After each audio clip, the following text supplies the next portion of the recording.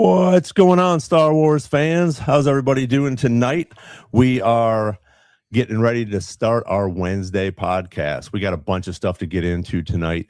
D23 is 48 hours away, so we're going to hopefully get some Starfighter stuff and also some Ahsoka Season 2 news for that. Hayden Christian, nope, not Hayden Christian, Ewan McGregor has started talking about Kenobi Season 2, and we're going to watch and talk about the Anne Hathaway and Ewan McGregor interview that they talk about some Kenobi, where he wants to play Kenobi for the rest of his career. Kylo Ren, new comic, got released today. We'll talk a little bit about that and some more leaks on Ahsoka. So let's get this fun started. I'm Ron. This is Mike. That's Derek. This is Star Wars Jedi Chat. Hello there. How's everybody doing tonight? Derek, you're looking different this week. Oh, sorry. Yeah. Nick and Mike. Yeah. Did I say Derek? Jeez. I'll take it. Yeah, of course. Well, I started calling Hayden, instead of Ewan and a whole bunch of different things. So, well, hello, Lane and Jessica. They are up in Minnesota. Papa Boz, what's up? Darth Plagueis, welcome. So thanks to everybody for being here. We got some cool things going on, and honestly, I don't know which is the bigger news, is this Ewan McGregor thing or the D23 stuff. I mean, it's some fun stuff that, in the next couple weeks or the next couple of days in reference to D23, we're going to find out, and hopefully in the next couple months we'll find out what's going on with this Kenobi series, which could be pretty awesome. So, Mike, I know you've been following this stuff. What's your thoughts? We'll start off a little bit on your thoughts. My latest, at least with the D23 side of things, is getting really nervous because what if nothing happens on Friday? Friday night is the big panel, the Disney Entertainment Showcase, and if nothing happens, well then it'll be a disaster. Now, granted, I am a lot more confident that we're going to get at least a few trailers and whatever for Starfighter and Ahsoka Season 2. Maybe not released publicly, but at least leaked out there and shown to the people in attendance. We will get a lot of great stuff. And I'm more confident now than ever because of all these other people who have their reputation on the line. There is like tens of scoopers. And that may not sound like a lot, but it is. There are tens of scoopers with their reputation on the line this weekend because they're all saying that we're getting trailers, and maybe not released publicly, but we're going to get some trailers. And if that doesn't happen, well, then all of their reputations go out the window. So I'm still very confident, just getting a little bit nervous that we won't see it publicly, I suppose. Yeah. Nick, what's your thoughts? Well, I recall Derek, who's rocking the drum line this week, so he's not with us. But I recall Derek saying he predicted we might not, that your fears would be realized, Mike, that we might not get much. And I tend to agree with Derek on that, only because we don't have like a firm date on Ahsoka yet, and we've got the 50th coming up with probably the biggest Star Wars celebration there's ever been. However, that would be cutting it really close to Starfighter, right? So D23 to me feels like the best place to do a Starfighter something, even a teaser, right? But as far as like the rest of it, to me, the only real thing we would get for not being there would be maybe a date on Ahsoka or announcements of things that they're working on, because D23 tends to be like a Disney telling people why you should invest in us, right? So I hope that Derek and I are wrong about maybe there not being a lot, but I think it's dependent on what the actual timeline of some of these projects are.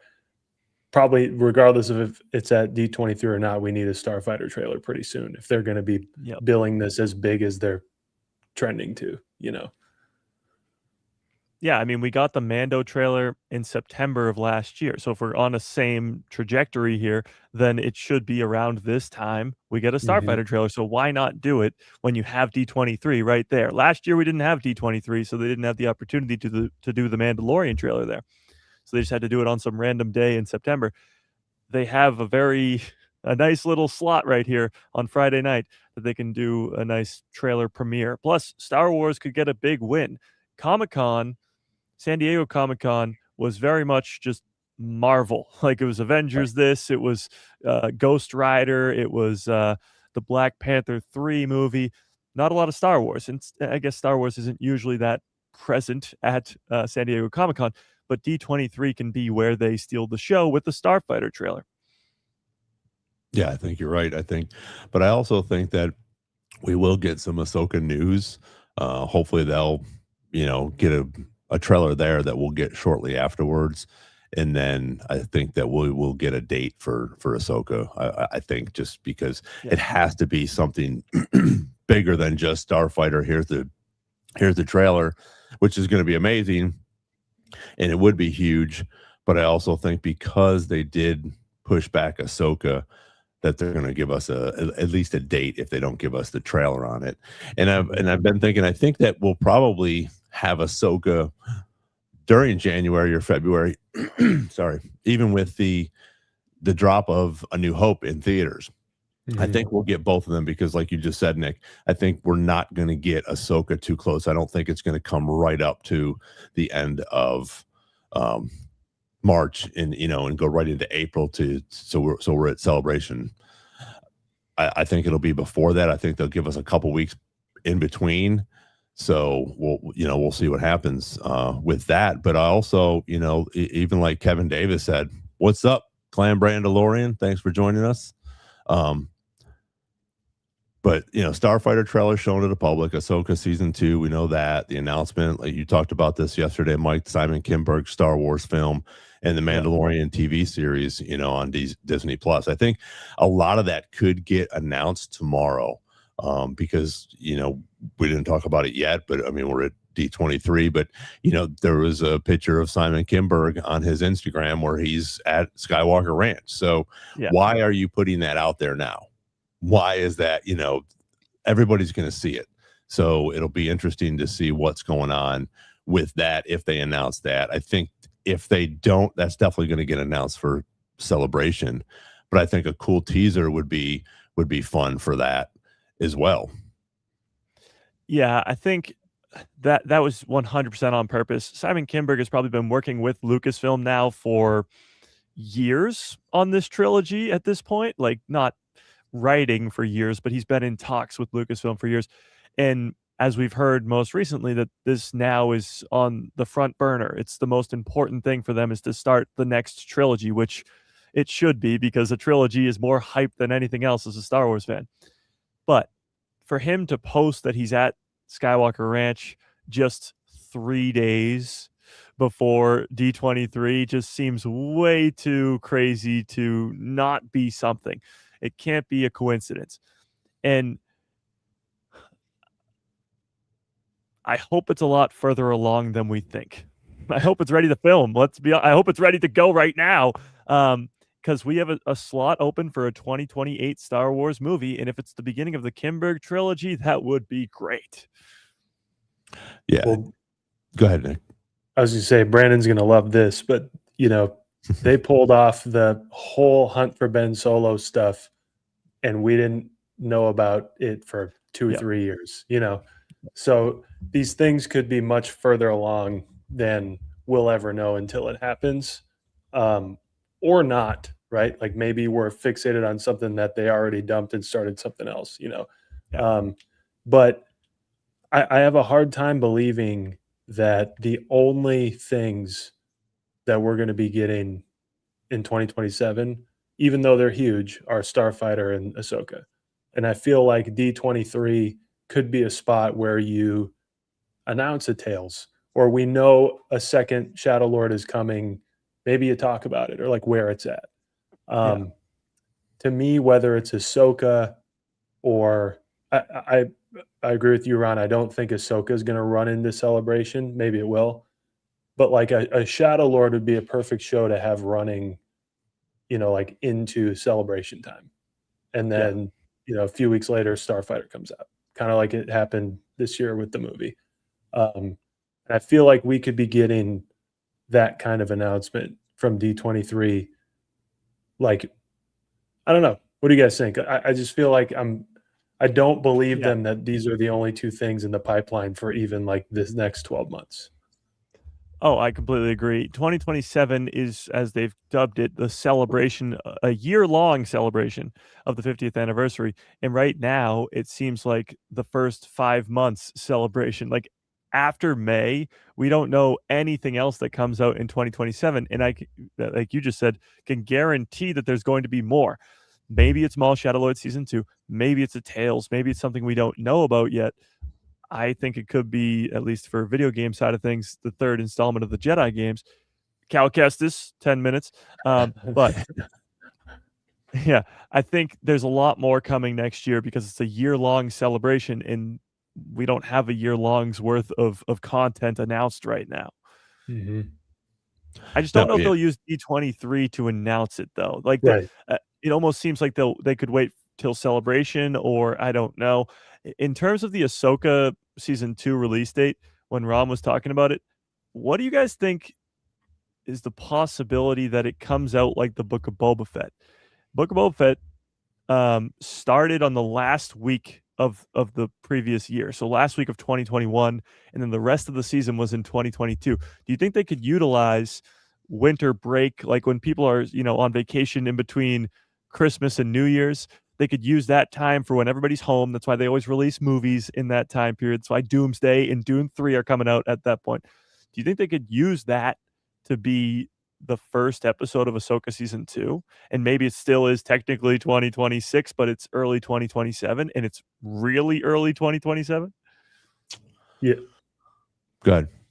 I was going to say, I mean, the three of us plus Derek have talked about before, it would be kind of like an interesting tie-in to have it running near A New Hope coming back into theaters, right? Yeah. Maybe not overlapping, but like kind of being the new thing that kicks it off. And, well, it is made, I'm just calling it right now. It's made for everybody that's in this chat right now. It's not necessarily going to be a blockbuster hit. Ahsoka Season 2 I'm talking about. Yeah. It's going to be like for Star Wars fans. So starting the year off with that would be huge. And you're right, Book of Boba Fett was kind of oddly placed. Like Mandalorian Season 1, I feel like was done right before Rise came out. Or was it? Yep. Yeah. That so might have been during. Or during, like, yeah. So it's similar timeline. Like I don't know if we've had releases on live actions at that time since. Correct me on that if I'm wrong. But it's a good time if you don't have, especially if you don't have a movie going. No,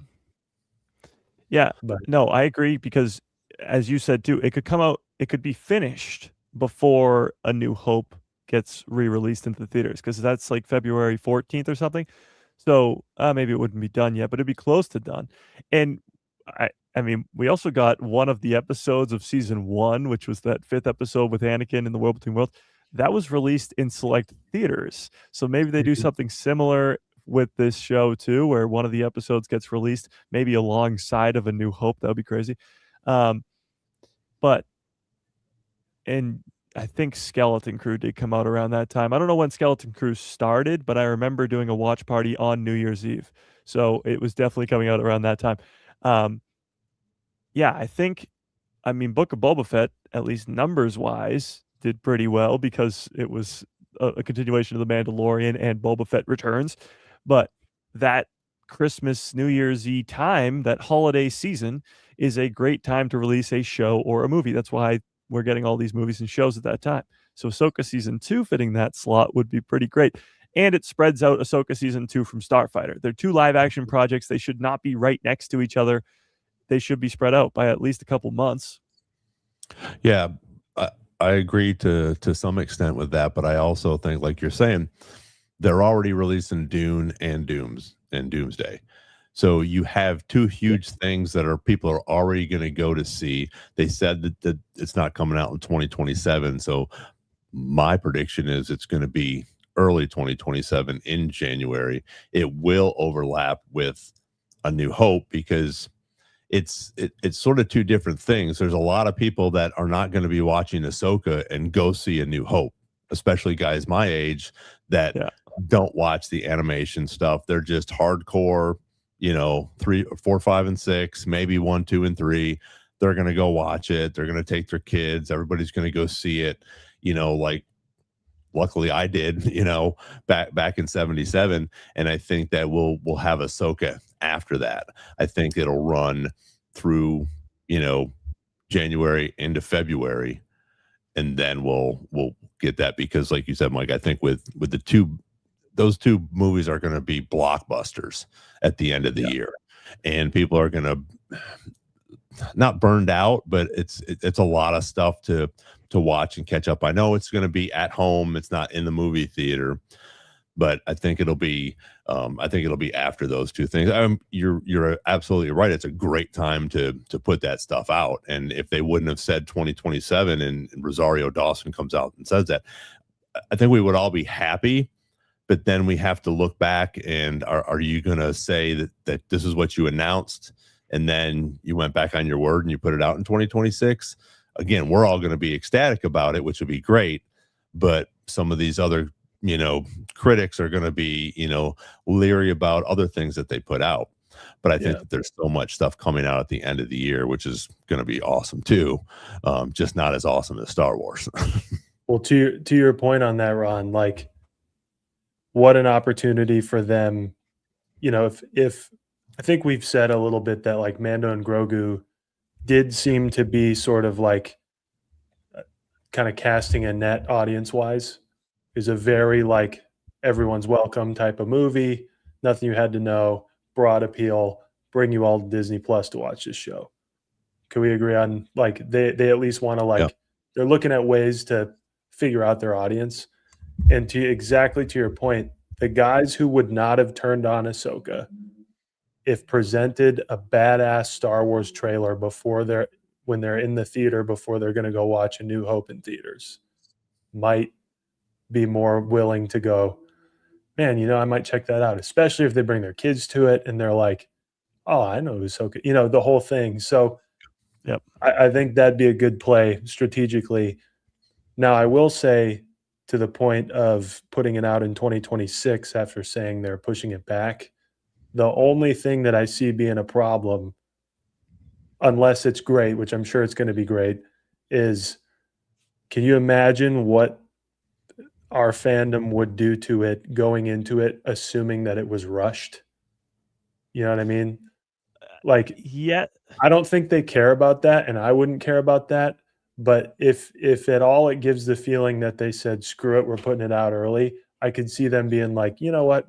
We've got time. It's done. It'll be done. We have a plan. I think we'd be ecstatic about it coming out, but they'd have this little bit of, pressure maybe. Yeah. I guess I don't really think of it that way. I think if they were to come out with it 2 or 3 days before the new year, people would be like, awesome. Now, the whole rushed thing, when you look at the post-production from season 1 to this second season, it's getting like an extra 4 to 6 months of post-production. So it's not like they're rushing, at least in terms of the first season.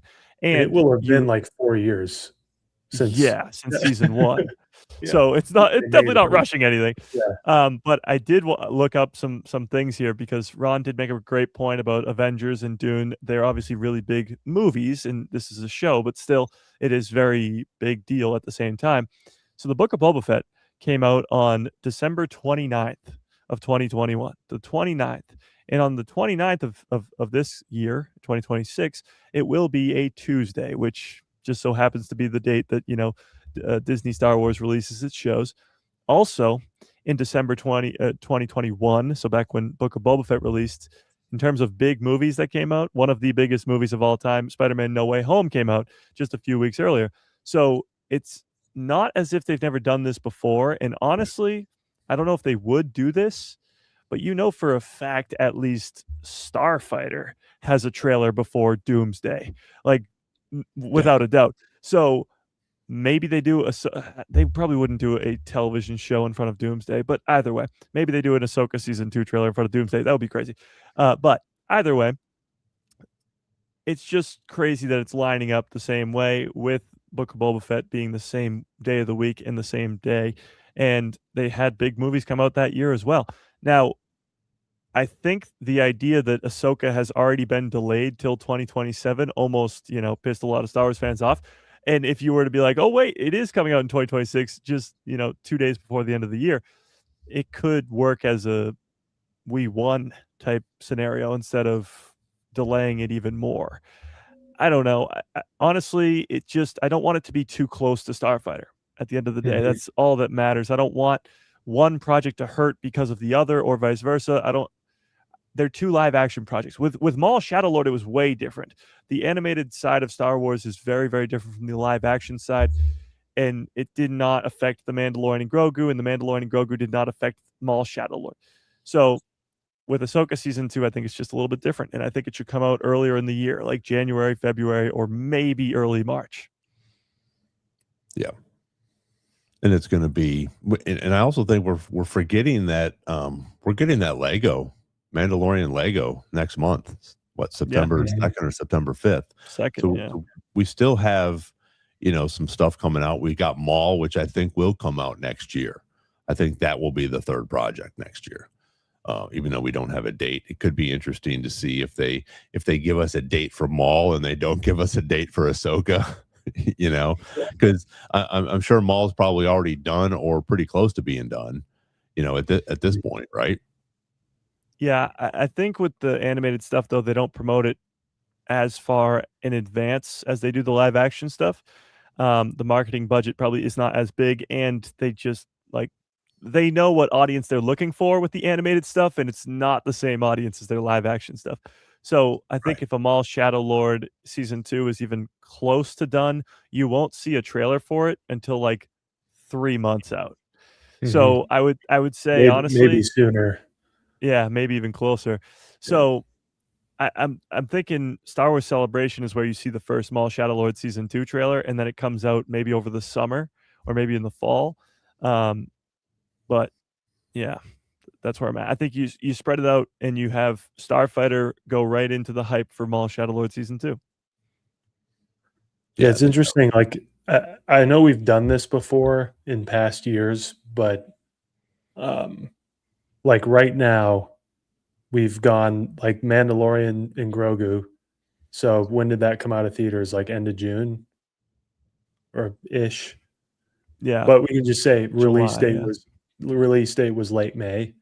And then the projects we've had since then are cool stuff, like Ninth Jedi is about to be the Lego, Mandalorian movie, but not huge stuff. As great as they are, it's not big project stuff. And if in a world where they, speaking of sticking to their word, putting out 3 main projects a year, it's interesting to me that they would front load it like that on a year. I don't know what the strategy is there. So it leads me to believe that maybe I would consider some kind of Tales thing significant enough to close out this year on, that we could totally get in D23.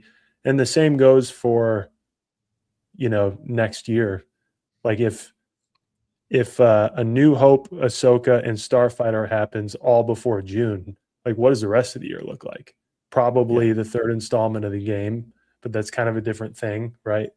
So I'm interested in the strategy there. Yeah. Like you said, this year was, I guess, the 2 big projects. We thought it was going to be the 3 big with Ahsoka, but it got postponed. Maul Shadowlord and The Mandalorian and Grogu. I'm very excited for Star Wars Galactic Racer video game. Zero Company comes out this month too. The Ninth Jedi, the Lego Mando thing. But it's just these small things that, they help you get by for the time being, but they're not the big thing. They're not the big deal. They're not a big show. And something like Tales, even, although it is smaller and it's short episodes, that would be big. That would be huge if that was announced at D23.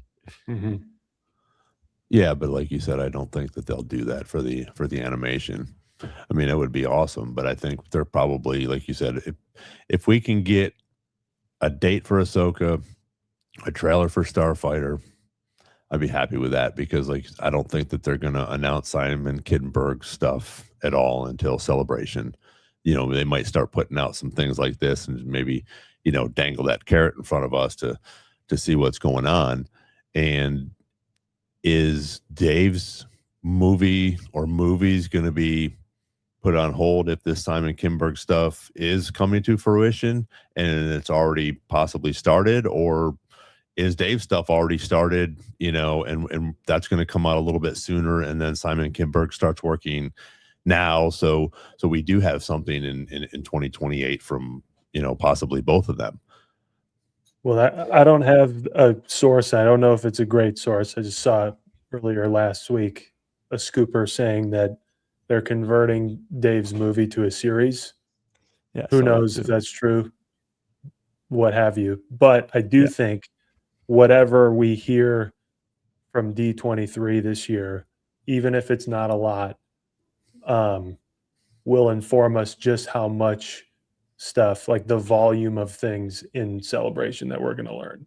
Because if they say at D23, like Simon Kinberg stuff, or if they give us a Starfighter trailer, give a date to Ahsoka, that's all stuff that we would, if Celebration were to happen next month, that's what we'd be expecting to get as well.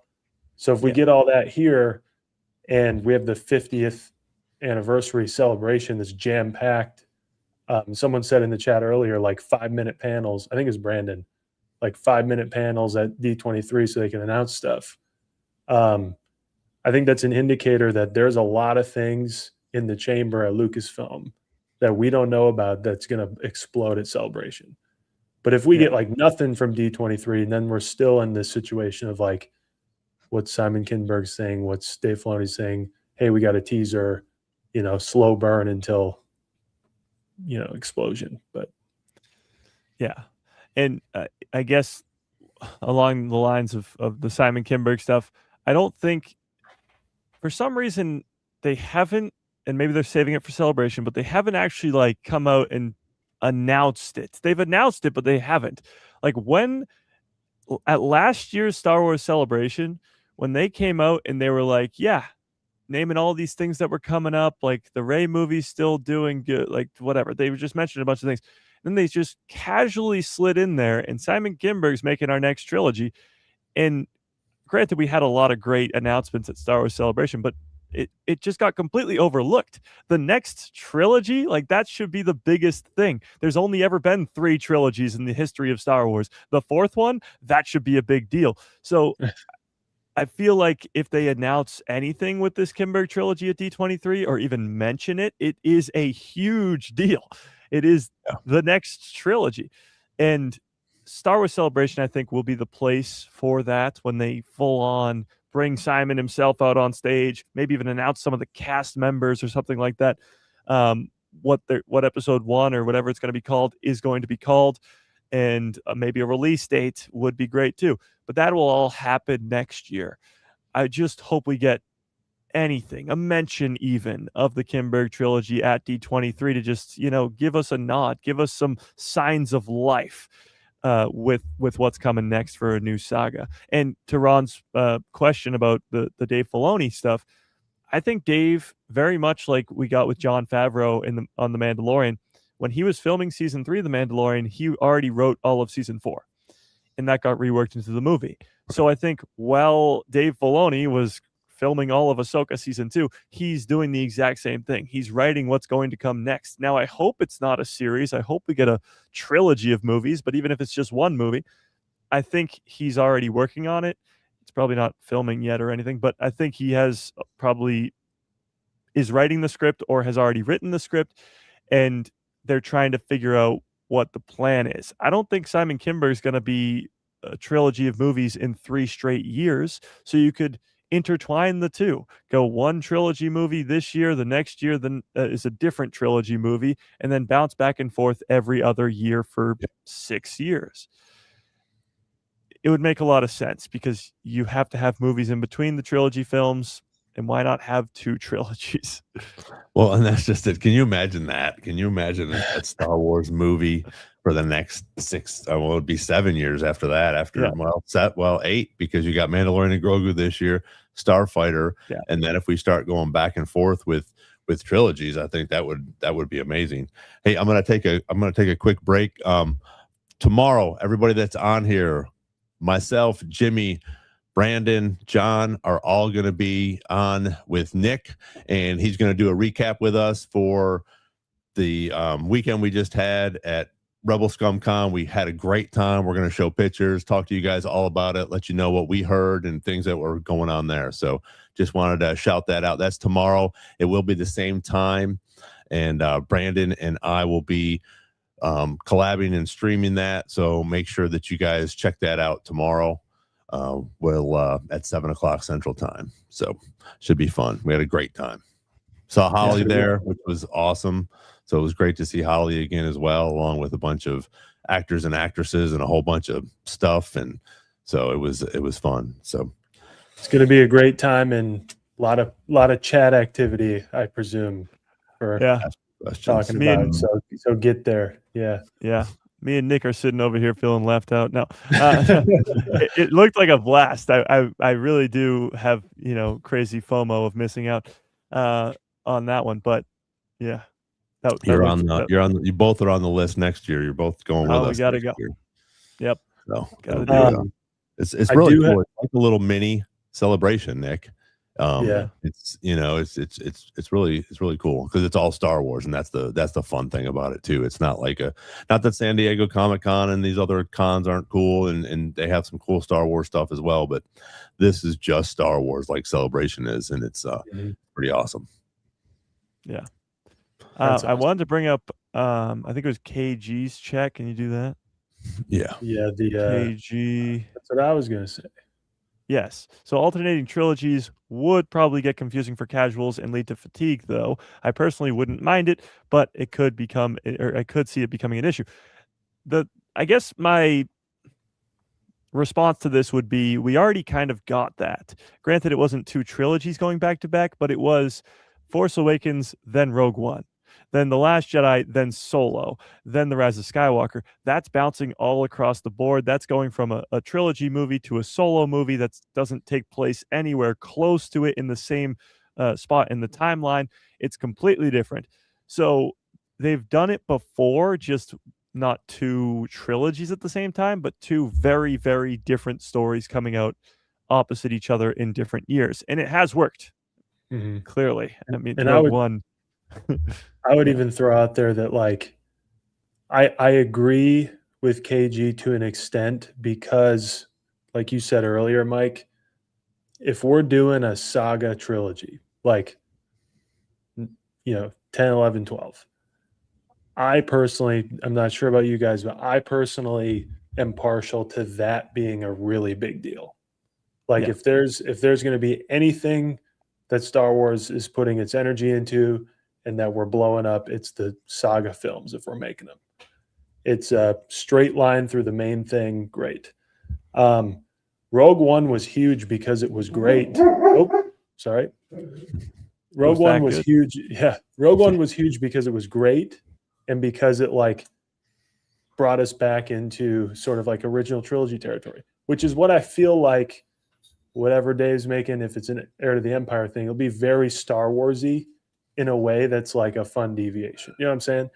Yeah. So if they run, alongside each other, I would just prefer, maybe this is what KG's getting at, I would prefer the saga films be enormous and then the Heir to the Empire thing or whatever Dave's movies are be kind of their own thing and still great.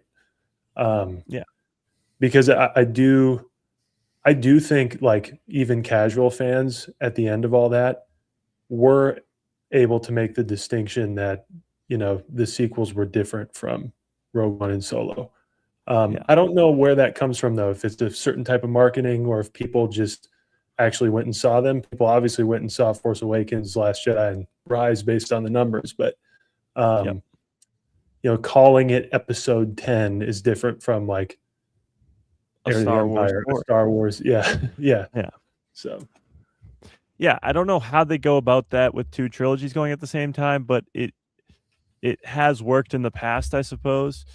The only problem I would see if you're not gonna do that is, are you gonna wait 6 years to tell the Heir to the Empire story if you're gonna do the Kimberg trilogy first, or Right. vice versa? You're gonna wait 6 years to do the Kimberg trilogy because you wanna tell the Heir to the Empire first? At some point, you're gonna have to start telling 2 stories that exist in very different places in the timeline at the same time in the movie theaters, because we're going to the Old Republic eventually. And I can guarantee you when we go to the Old Republic, we're not gonna stop making post-sequel trilogy movies. So at some point, they're gonna have to go back and forth every movie every year.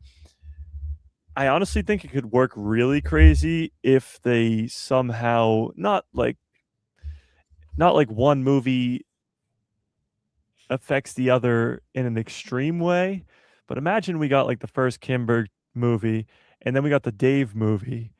In that first Dave movie, somehow in a small way with maybe a villain or a specific character or whatever, is almost like a prequel or maybe a reference to the second Kimberg trilogy. Although they take place in very different spots in the timeline, I guess the example would be the Thrawn trilogies.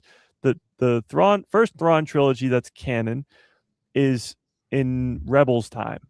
Then the second trilogy is a prequel, but they very much intersect and affect one another. And there's the memories chapters, and they go back in time all the time. So you could, in theory, pull something off that would be really crazy, that one trilogy actually connects to the other, not in a big way, but in a very subtle way, and have them go at the same time. I don't know if that's what they're going to do, but it's definitely possible. The Mandoverse events are going to affect the post-sequel world. Mm-hmm. With at least character-wise, those characters like Grogu and Ezra and some others will hopefully appear in the post-sequel world. But movie-wise, that would be very interesting to see if they could connect the two. Yeah. Well, and I think also that like sort of like you were talking about with that, the Simon Kimberg, that could be awesome, and I think it's going to be huge, but we're not going to have Thrawn, as a main villain in Ahsoka and then be gone for 6 years. And leave that Mandoverse and do this Simon Kimberg trilogy. So I think what they possibly could do is reduce Dave's stuff down to Heir to the Empire, and we get Thrawn and all this other stuff in a live action, and Simon Kimberg's movies come out, but that could be interesting to see, what happens that way. So I'm like, we want them, and I think it would be great to have. I think that would be awesome to do a movie for this trilogy, then another movie for this trilogy, and then back to the second one, and on like that. But also we're looking at other things that are going to be coming out as well on top of that. And I also think that maybe Dave now is like, oh, okay, cool, I was going to do all this stuff, but now I'm the president. So obviously he has a lot more responsibilities as well. And he's even the content creator or the creator, whatever his, title was before. So he's still going to have to do all that stuff as well. So maybe he decides to, I'm going to do the live action, the TV show for this, and we'll put these movies out here. Then that way we're not losing any of the Thrawn momentum that we're going to get here, and possibly Ezra, the momentum with Ezra as well to come out, and we'll still keep going with live action stuff, and then just sort of focus on that Simon Kimberg trilogy for the theaters. Yeah, I just really want the whole Heir to the Empire stuff to be on the big screen. It's too important to not be. I get the Mandalorian story is very much what Jon Favreau always talks about. Is he took like these B-list, C-list, D-list characters and made them main characters of a show. They would never be main characters of a movie, but they were main characters of a show. For example, an Ugnaught or I guess that's my only example. He had a lot of others. I just can't think of them off the top of my head. R5. He brought back R5 and made him a hero, the droid with a bad motivator. So that's what the shows can do, though. Yes, Moff Gideon was a good villain for a show. Moff Gideon would never be a villain for an entire movie. Same with, I guess, Jod Nana would. He would never be a villain for an entire movie, but he works so great as a villain for a show. Skeleton Crew could not pull off a movie. Book of Boba Fett could not pull off a movie. But when you go to the Heir to the Empire, you have Thrawn as the new villain, and you're bringing all those characters that I just mentioned together now to take down the one big threat. That's a movie. That has to be a movie, and that's significant enough to be on the big screen. So that's why I think it should be a trilogy. I just don't know how they're going to work it in with the other stuff. Right. Or they just turn it into another movie, and that's it. And they put that out. One, which would stink. I mean, they have to shove a lot of stuff into it, or make it, make it a Lord of the Rings movie, make it 3.5 hours long. We're all going to go in there and sit and watch it for 3.5 hours numerous times, right, Mike? Oh yeah. So especially if it's an IMAX. But that'll be interesting. But let's I guess I'm not concerned, I will say, about the Mandoverse or any of these stories with Thrawn being rushed or being over anytime soon, because there's still a whole other 20 to 25 years before we get to The Force Awakens, and there's so much story to be told there. Yeah. Speaking of stories to be told, there's a 10-year gap from where we left Kenobi to where Ewan McGregor wants to go, which is pretty freaking cool. Yeah, with all that, Ewan McGregor has been very vocal since season 1 ended that he wants a season 2. However, now he's promoting a new movie. It's called The End of Oak Street or something like that, with Anne Hathaway and dinosaurs. Honestly, don't know, but he is promoting this new movie, and in doing so, he's promoting a Kenobi season 2 that doesn't exist yet. But what he's talking about now is way bigger than what he was talking about before. Because yes, there is that 10-year gap between the stories, but is there enough room there for an entire season or 2 or 3 or whatever? Maybe. All I know is him saying that he wants to play Obi-Wan for the rest of his career is something completely different. You're not talking about, I want to just do a season 2 and that'll be fun and maybe we'll do this, maybe we'll do that. No, rest of my career, I'm going to be in the galaxy far, far away playing one of the greatest characters ever created. And that's just, it's not just Kenobi either. He could show up in anything. We think he's going to be in Ahsoka season 2. Like, he could be in a lot of other projects, not just a Kenobi season 2 or 3 or 4. He could be in other stuff as well.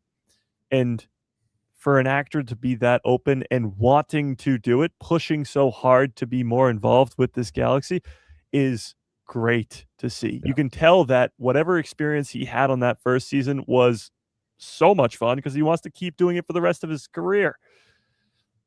Yeah, let's I got a few of these videos. Let's watch this first one. It's about a minute long. You recently said that there's about a decade more story to Obi-Wan. Yes. Tell me, does that mean you're ready to step back into this world? Like, come on, I'm ready. I'm ready whenever they are. They just seem to not be ready. I don't know why, but I'm up for it. I think, the end of the series, the Obi-Wan series, I'm walking off into the desert. I've decided to leave. I've realized that I can't just keep the pressure on Luke and keep. So I realized he has to have his own childhood. So I leave him with Uncle Owen and Aunt Peru, and I wander off and then Liam's there, Qui-Gon's back, and we go off, and I'm on the Opie, and we go off into where are we going? And then the next time we find Obi-Wan Kenobi, he's Alec Guinness in the cave up in the mountains, Hello there. That bit. And what happens between those two moments is what I want to do and spend the rest of my career doing these stories, series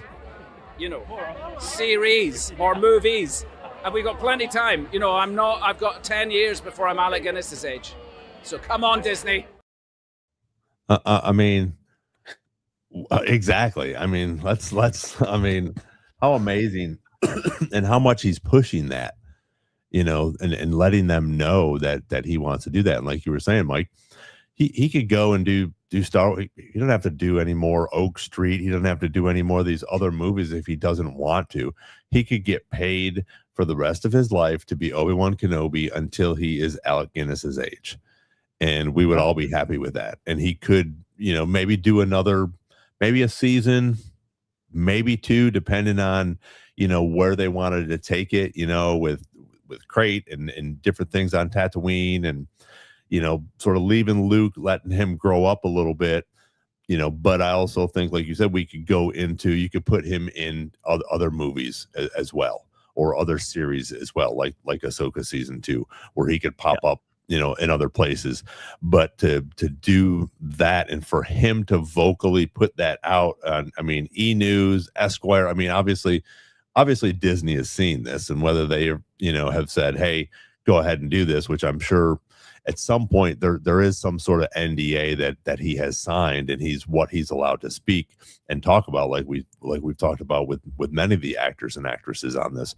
But for him to come out and say that stuff and call Disney out literally, and talk about, not just a show, but shows, not just a series, but one, but multiple, seasons, and people love him. So they have to be thinking, we got to get this guy back in here. And I think at some point they will do that. Before we jump out on the rest of that, I want to watch this one, because this is my favorite part right here, and this is something I think is interesting to talk about as well. That would be interesting. That'd be kind of cool. Yeah. I kind of want to join you on your quest for Yoda in this future quest. Well, now that you've said that might help us get it done, because to this point, nothing's really moving on that front. So come on, Josh. Let's go. Yeah. First of all, for her to say that, I feel like they either had a conversation or somebody knows something. And, people think about this, it's like, okay, well, what is he looking for Yoda for? But if everybody has to remember that somehow he has to figure out where Yoda is and how to become a Force ghost. So if he has to travel to Dagobah to do that, that's why, maybe they're thinking about that. And that's maybe he said that to her, but for her to say that to him, I thought that was just really cool. And then for her to call out Josh, to give the okay on this. So, well, I know you got thoughts, so go ahead. Well, it's clearly a conversation that happened on the set, and a lot, like not just one day, they were talking about it quite a bit. She was probably like, oh, you want to ever go back to Star Wars? And he was like, let me tell you, I got plenty of ideas. And they probably spitballed those ideas. And he's probably been in plenty of conversations with Disney since season 1 ended about those ideas. And yes, he has to go find Yoda, or at least know where Yoda is, because he's the one who sends Luke to Dagobah to go find Yoda. So, and he has to learn to become a Force ghost, because we know that he is one. Right. Whether that's enough for an entire season, I think that's the reason we haven't gotten season 2 announced yet, is that would not be at least just that one plot point of him going to find Yoda on Dagobah. That would not be anywhere close to as great as season 1 was. Vader versus Obi-Wan. How are you going to top that with a season 2? It's going to be very difficult to accomplish. And that is really the only reason I can see why season 2 hasn't been announced yet. Season 1, although it may have some controversy with the young Leia stuff and the chase scene through the forest and the character of Reva, it is a great season, and the numbers don't lie. It's not like Skeleton Crew or Andor or The Acolyte, where the numbers just weren't there. Kenobi is one of the best streaming Disney Plus shows for Star Wars because it's Obi-Wan and Anakin and Vader, I guess. But that still doesn't take away the facts that are the facts, which are the numbers. So if the numbers are that good for the first season, then you would likely get a second season. There's just not, I don't think, a plot there, at least yet. No conflict, no villain that's as good as Vader, and you can't just have him fight Vader over and over again. Mm-hmm. No, I agree with you on that, but I also disagree. I think that for me, that story could be amazing because you're bringing back Qui-Gon. Okay, if Liam decides to come back in one of the other interviews. I don't know if that's in the next one that I'll play, but he talks about, you know, Liam being back there, but also if they're going to learn how to be a Force ghost and go to Dagobah to find Yoda, and for the three of them to be together, I think something could happen along the way where we get a bad guy or something like that in reference to a, you know, a villain in this. But those stories there with the conflicts and trying to figure out, because we all know what happens when you go to Dagobah. Even in the Clone Wars, when Yoda goes to Dagobah and goes into the cave, there's all these different things and everything that's going on with the Force because it's so strong there. So if he goes there and tries to find it again, he has to get there. So we somehow we have to get there. So that's going to be, you know, an episode or something like that, along with the Qui-Gon Jinn figuring out, you know, he'll have to do something on Tatooine for a little while to figure out what's going on, and then maybe they discuss going to Dagobah, and then getting to Dagobah and learning how to train with Luke, or I mean with Yoda, like he did Luke, but just in a different way for a Force ghost. I think it would be more for us as fans, especially like with Nick with the lore. That would be amazing. That would be an amazing season for that. And you're right. You're not going to top. You're not going to top Darth Vader and Anakin and Kenobi doing that again. Just like same with Maul. What you know, we have a lot of story to go, but you know, we're not fighting Maul and Vader again in the Maul series. So season 2, I mean, maybe we do, but I don't think that they would do that again. So it's tough. I mean, I think there's a bunch of stories there. And I think because Kenobi was so good, and you have hopefully Liam Neeson coming back to do it, which I think if Ewan was there and, you know, trying to talk to him and bringing Yoda back, you have, you know, a lot of potential there for that series. And I think that would be, I think it could be, I think it not, maybe not as good, but you know, they keep surprising us. You know, look at Andor and season 2, and then, you know, and when we got Rogue One, and you know, all of these things that come out, they're doing a good job with them. As much as some of these other people, you know, aren't liking, you know, the Acolyte, or you know, not giving, you know, Mandalorian and Grogu movie, you know, all that we thought it was. But I think that there's potential there to bring him back, and maybe it's not that whole season. Maybe they do have another story going on in there. So sorry, that was my rant. No, I agree to an extent. I think you still need a main villain that, obviously there's no villain that comes close, but that goes along with Vader, and it can't be Vader. It can't be Palpatine. It can't be the heavy hitters. It would have to be someone else. And I do like the Darth Krayt theory, which I will now, I guess, explain very, very quickly. Darth Krayt in Legends character, he was a former Jedi who survived Order 66. Sharad Het. Yeah, Asherad Het goes back home to his to Tatooine to become a Tusken Raider Jedi. And then he and his Tusken family start killing moisture farmers. Obviously, Uncle Owen is a moisture farmer along with Luke, but Luke's a child. And Obi-Wan has to protect the Lars homestead, fights Asherad Het, beats Asherad Het. He then leaves in disgrace because he lost, goes to Korriban or Moraban, learns the ways of the Sith, and then becomes one of the best Sith Lords in a post, you know, originals, way beyond. Also connected to Darth Revan. I mean, sorry, not Darth Revan, Darth Talon, what I meant to say. But Darth Krayt would be a great villain for a post-sequel world. That could work. That could be a villain. It's not at the same level as Vader, but you also have the Force Ghost stuff happening at the same time. So Obi-Wan would have to sort of race back home to save the Lars homestead from this threat, if that is indeed the case.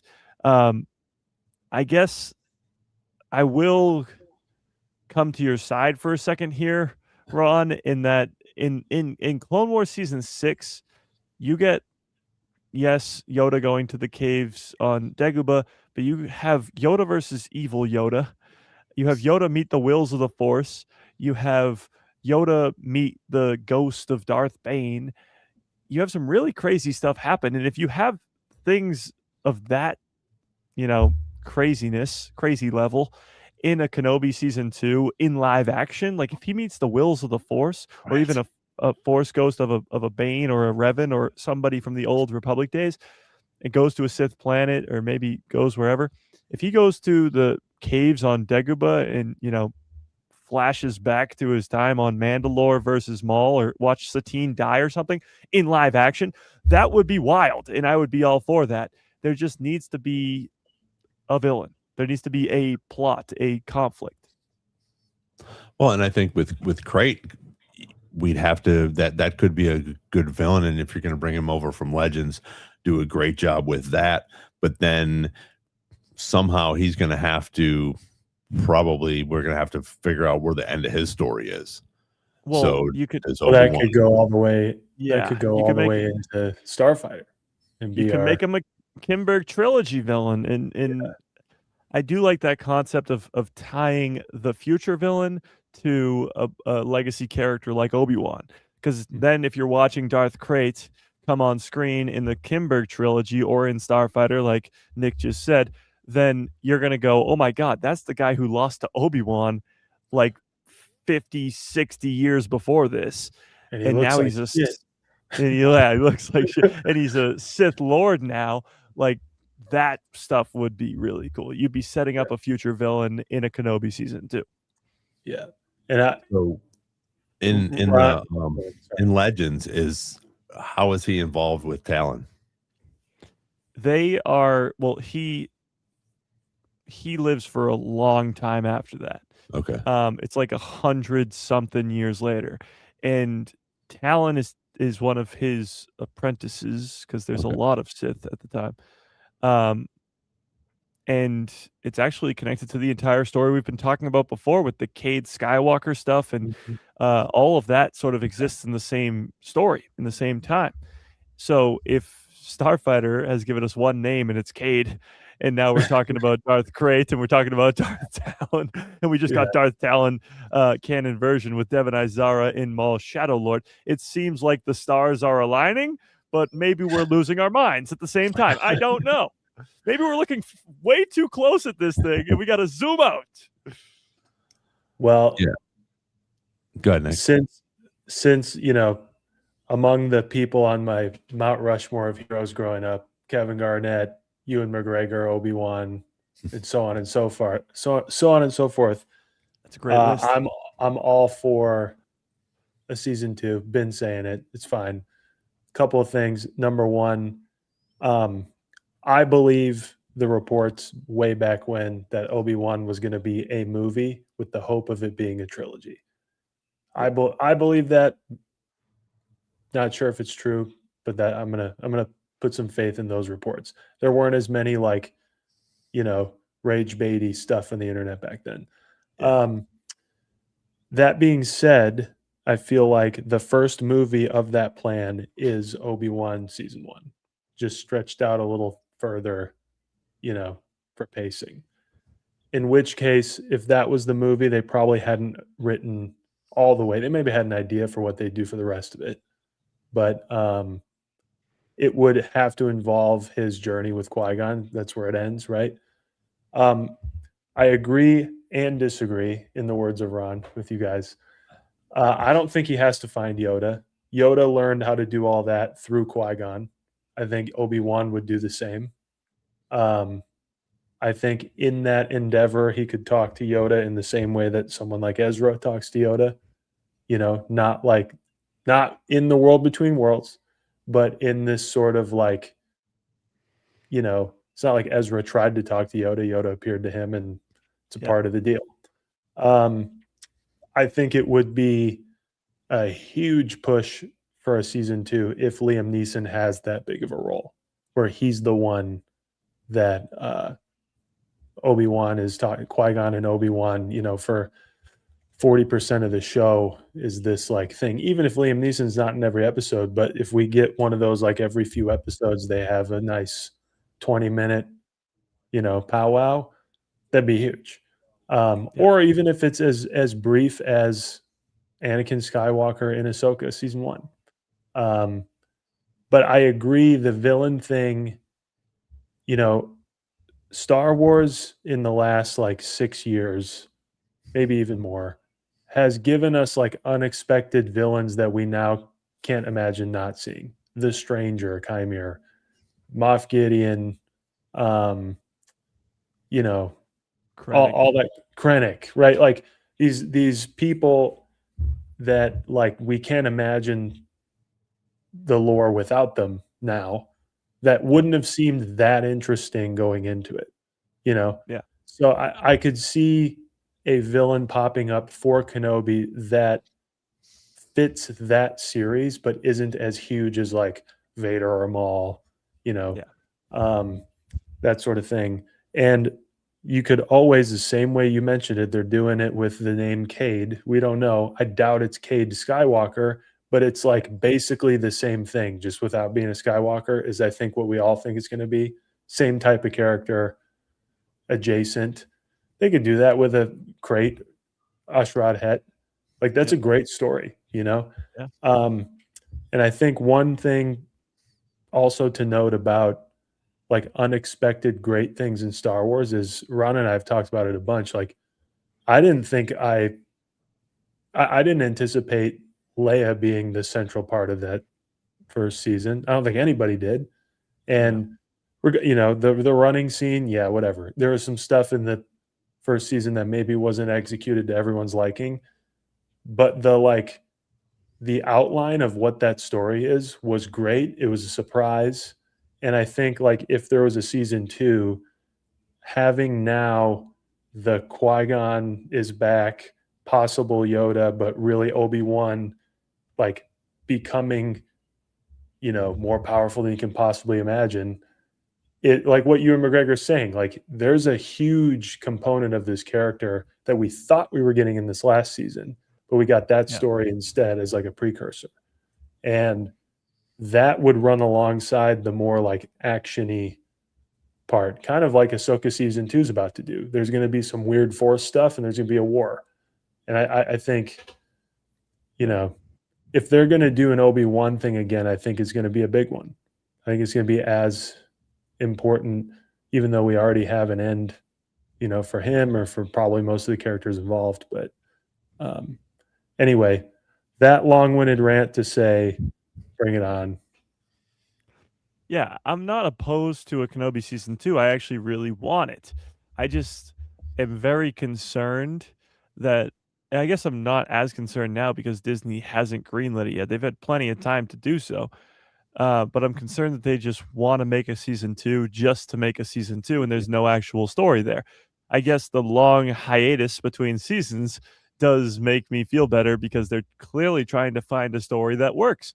And hopefully they can find it. I just don't know what it would be. And yes, maybe they give us a new villain that could be along the lines of like you said, Krennic or Chimera or a Moff Gideon or something like that. But the only problem would be, I guess the way I'm looking at Kenobi right now would be the Jedi games. The first Jedi game is all about the Inquisitors and Vader. Then the second one, there's a couple Inquisitors thrown in there, and Vader's in like one fight scene, but it's all about something completely different, and that is the High Republic and this Bode character. So maybe Kenobi, the first season, was all about the Inquisitors and Vader, and the second season is about something completely different, which could work. And that could work with the Ashrad Het adjacent character. Are they going to call him that, and it's not exactly going to be lore accurate to the expanded universe? Probably, but that's the same thing with Thrawn, you know?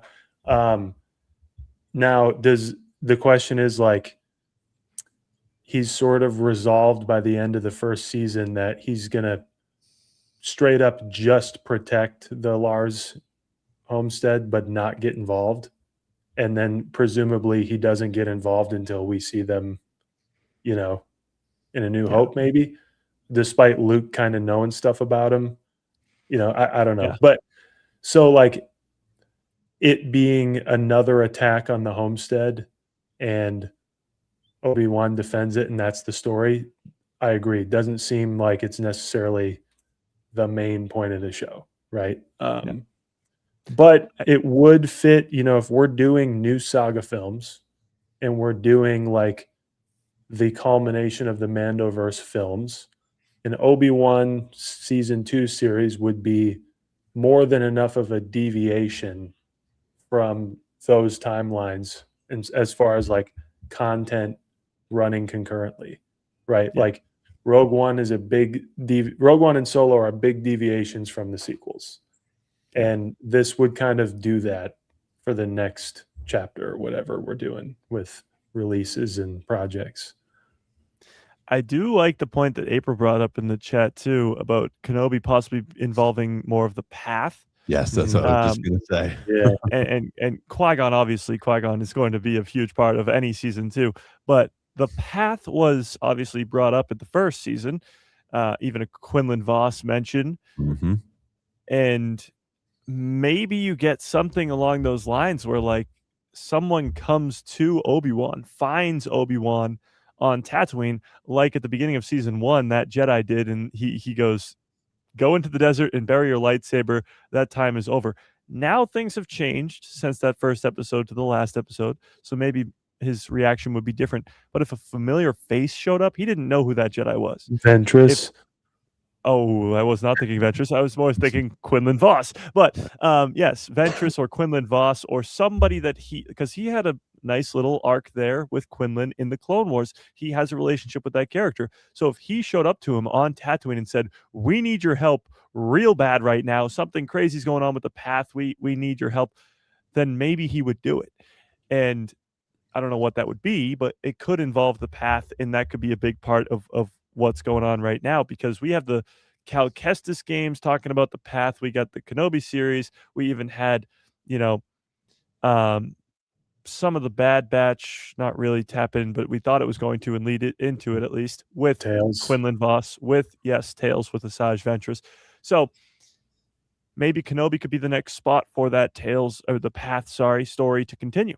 Mm-hmm. And she could come to him, being a skilled hunter herself, and say, did Quinlan make it? And Obi-Wan would be like, I heard he did. I don't know how to find him, but I know of this thing. And they seek that out while he's also, sorry, master, I got to go do this thing.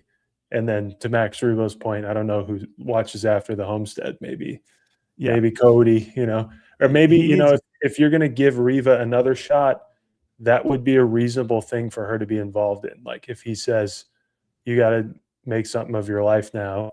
And she's like, all right, I'm going to go find out what this path is and help it out. And that may be your connective tissue as far as characters from the first season and that sort of thing. Yeah, Reva's story does have to be explained because she was left alive at the end of that first season, and now she's nowhere to be seen in the rest of canon, so she has to go somewhere. And I guess the path would be a great spot for that. I agree with you. I think he needs a babysitter for Luke. He can't just leave Luke alone again. He learned his lesson the first time. I also think the big thing and why we, I guess, technically need more Kenobi stories is because the original trilogy is not fully set up yet. The relationship between Obi-Wan, Uncle Owen, Aunt Beru, and Luke has not been established, because in A New Hope, when R2 says Obi-Wan Kenobi, Luke goes, I wonder if he's talking about old Ben Kenobi, meaning that those two have some sort of relationship. And then Uncle Owen's like, that old dude in the mountains, like, he's crazy. Don't go anywhere near him. He's ridiculous. And that's not how season 1 ended. Season 1 ended at all. He goes, you want to meet him? Like, it was a happy ending. So there has to be some story in between there that has Uncle Owen pissed at Obi-Wan again and has older Luke Skywalker knowing who old Ben Kenobi is in the first place. So there is definitely room for more there. Has anyone, you guys or anyone in the chat, seen, I don't even know when it's from, but there was a comic prior to Maul coming back in the Clone Wars about Maul surviving? Have you guys ever seen that? I don't know. So it's let me know in the chat if you guys have ever read this. It would have been prior to 2012, right? Because that's when Maul comes back, or 2011, something like that. Yeah, something like that. And it's one of the comics about like what Obi-Wan's up to. and Maul shows up at the homestead with like Grievous legs, and Maybe I him did and see that. him and Obi-Wan fight. He's like after he like he causes a big mess. Maul's got like huge horns. He's got Grievous legs. Yeah. Kind of like the ones he gets initially, but like bigger. Initially in the Clone Wars, but bigger. Looks badass. They fight. Obi-Wan's kind of losing, ends up like beating him, but is gonna like leave him alive. And Owen just shoots him in the head, like blows his brains out in the comic. And and Owen's like furious, hatefully furious with Obi-Wan for having brought this to his door. And it like kind of sets up like the danger and the whole all that whole thing. Obviously that's not the case anymore, but check it out if anyone's ever seen it. I'm sure you could just Google like Obi-Wan Maul Lars comic, or Owen Lars comic. It's pretty rad. Sounds rad. But something like that like I agree, Owen's not like that dude's crazy, stay away from him by the end of this. And for him to like 10 years later say that, there's obviously more. And I think we know there's more. It's just, what more could we do? We already brought Vader in twice. So yeah. Very true. Very true. All right, another quick plug. John's in the house tomorrow.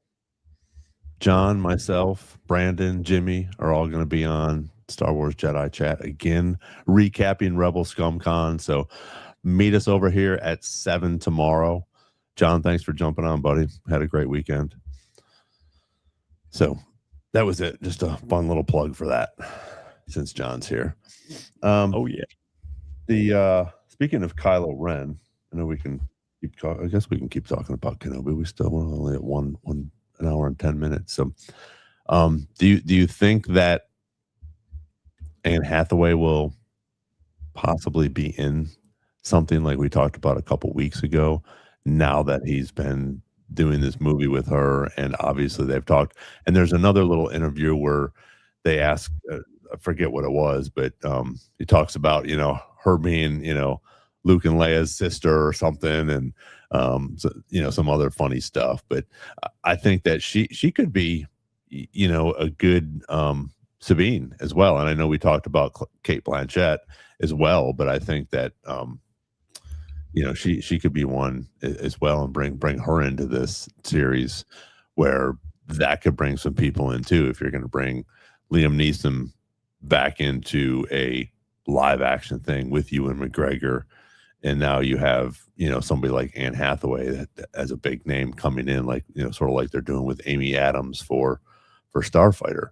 I think that if you were to bring someone like her in there, that could also help, and possibly a who knows? I mean, possibly a villain. As we're sitting here talking about, there has to be a bad guy in here. Maybe we have a female villain at some point, pop up in here, who knows where would come from. Because I think, some of these things that we do have now that we've talked about is some of these characters aren't even created yet. So this could be a creative spot where they bring someone else in that's maybe not in the universe yet. So what's your thoughts on that? Yeah, I would like Anne Hathaway to come to Star Wars. Obviously, she seems very open to it, and she's been in a lot of great stuff recently. The Odyssey, and now this with Ewan McGregor. She was in Devil Wears Prada 2 earlier this year too, which made a ton of money. She's been in a lot of things lately. If she wants to come to Star Wars, I'm all for it. She could literally play anybody, a new character, old character, doesn't matter. And I'm 100% down with that. Yeah, I am as well. I think everybody should want something like that. One thing that warms my heart is that, like, having been such a huge Obi-Wan fan growing up, and Ewan McGregor fan because of it, to hear how excited he is about it and is saying things like he wants to do that for the rest of his career, and to the way it seems to me by looking at that interview that his excitement for it has infected Anne Hathaway a little bit. Like, is that infectious happiness sort of thing? Yeah. I mean, that's the best, like, that's way better than Disney coming to her. You know what I mean? Like, and saying, please do this. And I also believe that if we did a season 2, it might be more on the like dramatic side. Like, it might be more of like a drama that has some action rather than an action that has some drama, like the first season, you know? Yeah. In which case, who better than Anne Hathaway to team up with Ewan McGregor, and then Liam Neeson, who's not going to have action because he's dead, you know? So I don't know. I think it'd be great. I think you can give her any role you want, actually, and she'd probably knock it out of the park. But like you said, Ron, like, I don't know. I think I would lean towards a brand new character for a villain that's tied to something we do know, you know, but like, who knows what they would have to cook up for that, because they've got half of it handled with the, you know, seeing if they can bill Liam Neeson to come do half of the show. The other half of the show has to be a whole new story. So, yeah. Well, and I like the Reva character. I mean, she, like you said, she's connected to Vader, and her story's pretty cool. You know, that she's a survivor of Order 66, and she watched, you know, and she fakes being dead, and you know, and you know, who knows whether Vader knew it from the beginning or if he caught on, you know, afterwards.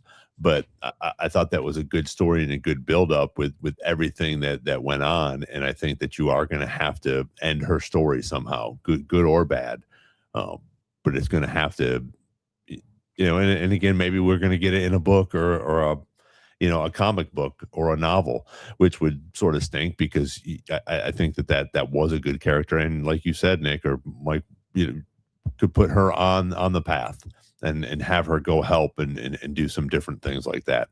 Or, you know, maybe she turns around and, you know, decides not to be a good guy again, you know, bring her back as a villain.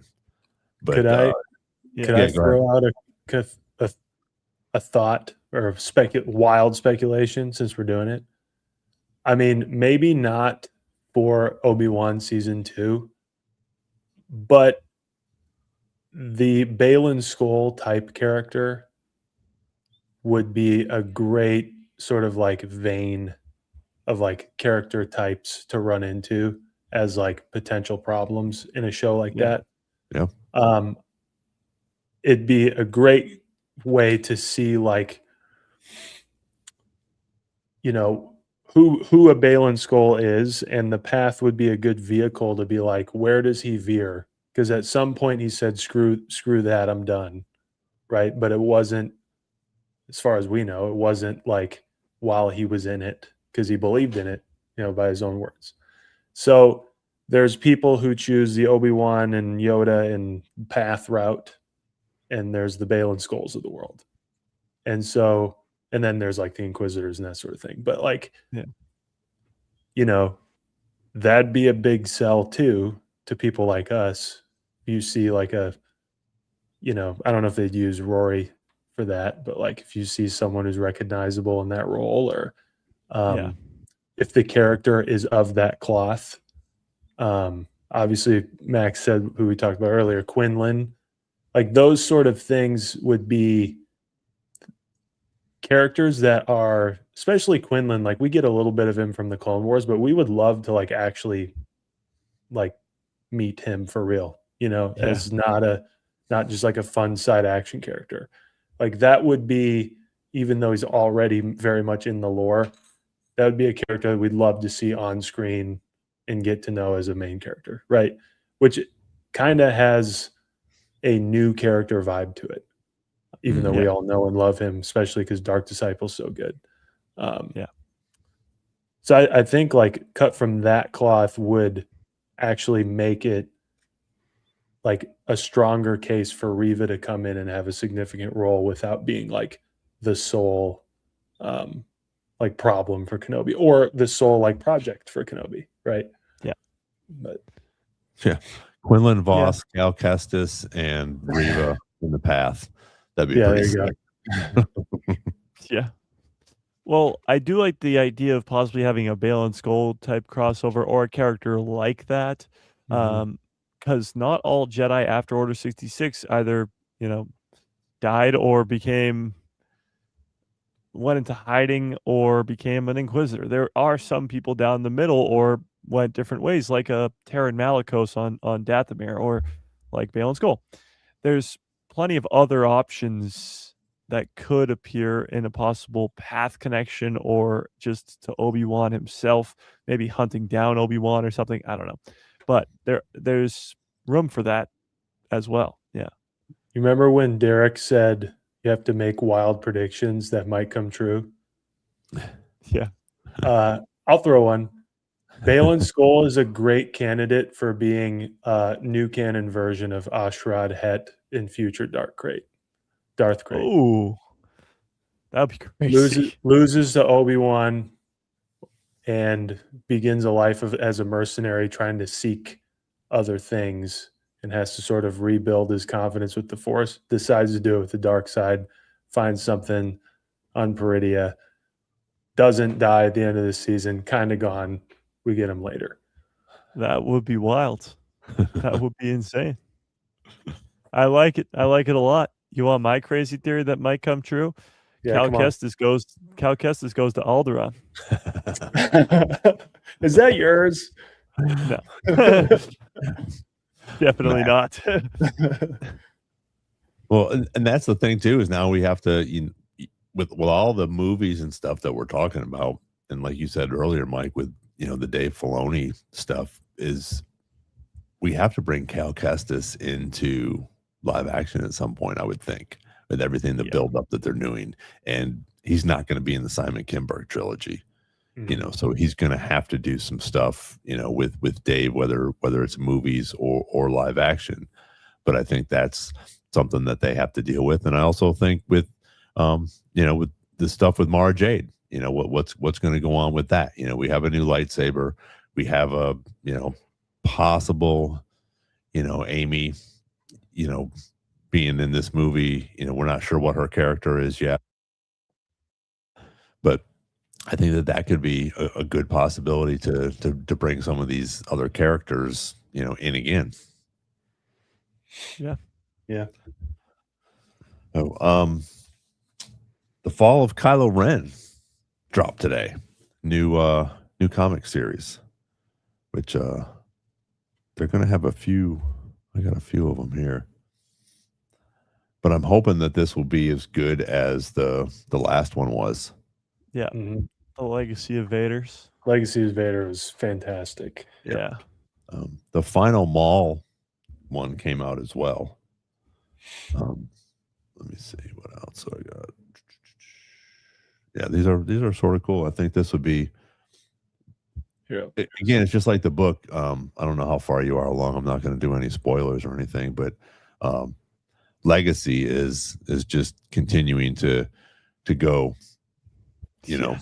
Full blast. I think it's fantastic. I think there's a good backstory to it with what we have with Leia and Rey. So if you guys haven't picked up the audiobook or the novel, it's definitely a good read for Star Wars fans for sure. Yeah, it's again just more proof to the pudding that we can be getting more sequel trilogy help for the movies in other avenues like books and comics, but more importantly, animated and live action shows like in the Mandoverse, in the prequel or a prequel to the sequels, or in a post sequel thing like Starfighter.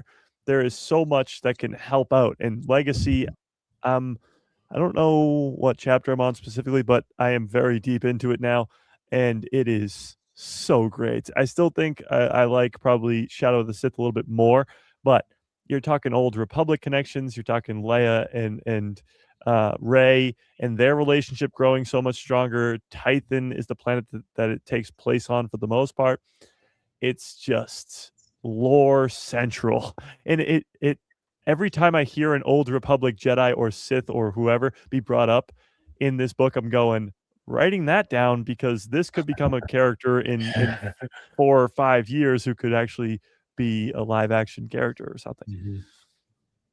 Oh yeah, absolutely. And that's what the cool thing is about these. And now that's why I like all of this stuff and the comics. I forget who it was that said that they don't really get into the comics, and I really never did either. But now that everything is canon, I want more information, and these are the things that are going to help pick out different Easter eggs when things come up, movies and different things like that, as you continue to learn more about the universe that that we spend hours and hours and hours talking about, and Mike spends 10 times that talking about Star Wars. But that's the fun thing about these things now for me, and I love that they're bringing Legends characters in, and it'll be interesting to see if they do bring Mara Jade in. But to have these other characters that we're able to deep dive into a little bit more in reference to novels and comics, like everybody said, that the Kylo Ren, all of these series have been fantastic. The Maul series was fantastic, and it's just a little bit. It's not earth shattering. You're not learning, crazy things that are going to affect the whole universe or things like that. But sometimes they do answer stories and questions that we have in reference to the Star Wars universe. And like you said, Mike, Shadow of the Sith is a great one. But same with this Legacy. It's things that they're throwing in there that we're going to be talking about, obviously. And as we go on, I think we'll probably talk about more in some of the stuff that's in there, because I think it does have a lot to do with what's going on now and what's going to happen in the future of Star Wars with these movies we're talking about, with possibly Starfighter or the Simon Kinberg trilogy, or whatever this whatever Rey is going to be in next. I think these things are going to have an impact on it. Not huge, but enough for us to go, oh, okay, that's cool. I remember that from the book, and that's why this line goes to this, and that adds up over here. So those are the cool things I like to do with the lore, and especially with the comic books and the novels. Yeah. And Nick's a big novel guy as well. When's the last? But you haven't recently, have you? You've been pretty busy.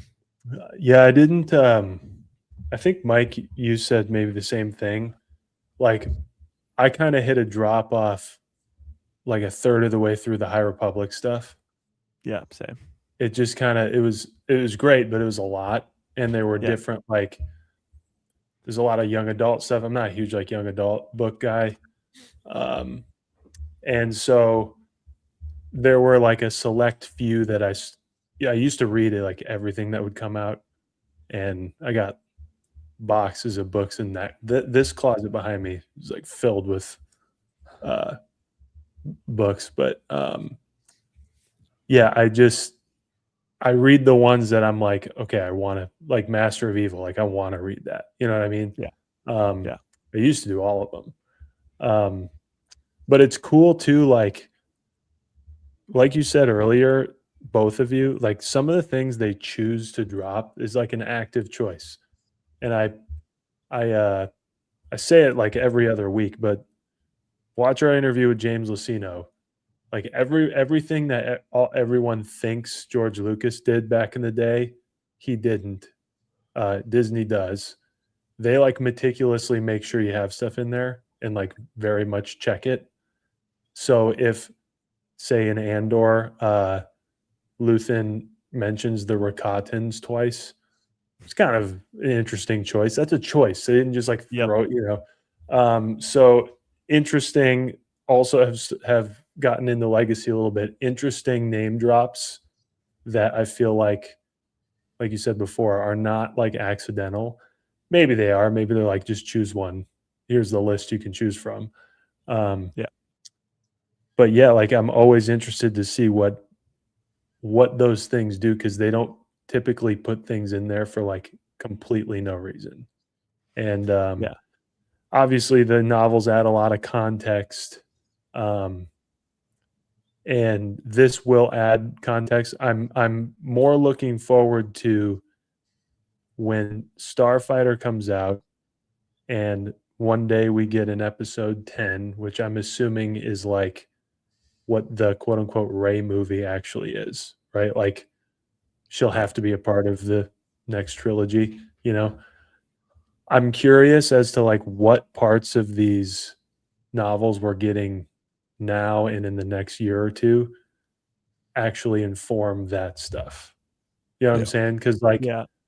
Aftermath, Bloodline, all these books that came out like right away when they redid the canon definitely inform a lot of the things you don't get in the sequels that build that world that we're now getting, like maybe in a little bit in the Mandoverse, but especially like Bloodline is Yeah. kind of gives you a great idea of how things got to where they are, that sort of thing. So I'm curious as to what legacy will inform moving forward, because it obviously is helping the sequels, but it takes place kind of near the end of them. So Yep.